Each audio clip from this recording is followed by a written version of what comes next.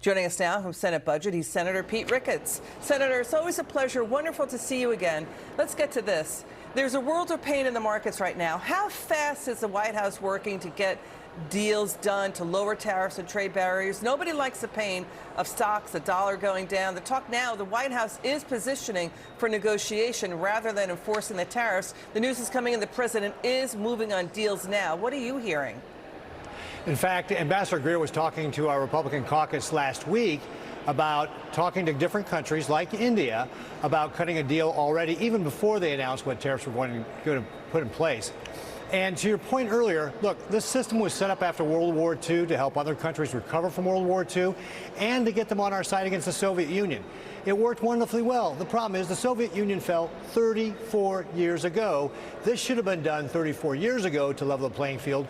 President Trump's trying to do it right now, and we're seeing countries like India coming to the table. Thailand said they're going to come to the table. Israel has already dropped their tariffs. This process, even after just 24 hours, is already starting to work. Yes, Singapore, Australia. Let's show how the world is responding. It looks like a split between talks and possible countermeasures.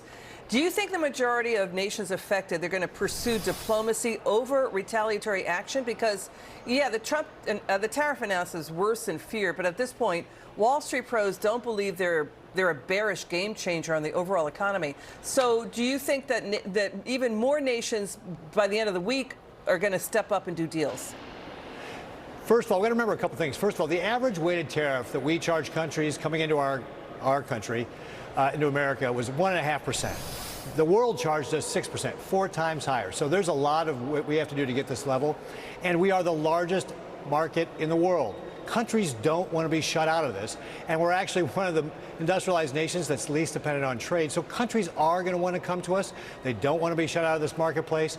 There will be a period where countries have to go through the 5 stages of grief to get there, at least some of them. But some, as we just already covered, are already understanding that they've got to be fair to us, yeah. And that's what they're coming to talk to us about. I mean, Trump's not going to live with a down market. He's just not going to have that hit his legacy at all. So do deals fast, focus on tax cuts. We know that 41% of the S&P 500's revenue comes from abroad. We're seeing more foreign manufacturers building here. Let's show it.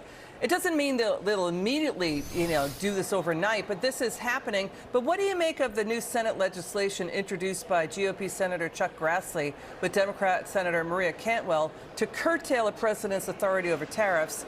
It will require all tariffs to be approved by Congress within 60 days. What do you think of that? We also had 4 senators, Republican senators, join Democrats on that Senate resolution to dial back Canada's tariffs. What's your take on all of that? I think what we have to do is let President Trump play out his strategy. Let's remember, in his first administration, he used tariffs to get China to the table and cut a deal, the Phase 1 trade deal that got agriculture a good deal for China to buy a lot of our agricultural products. And, of course, China reneged on it as soon as President Trump left office because they're, frankly, a bad trade partner. So we need to give President Trump the time to make this work. He demonstrated he can make it work in his first term. Let's give him the time to make it work this time. There will be some period here as countries adjust to this. But at the end of the day, this is about making it more fair for Americans to be able to sell our products overseas. We've been giving these countries a sweetheart deal. Of course, they're upset about losing that. But now it's time to come to the table and say, hey, you're going to treat us fairly if you're going to get access to the United States.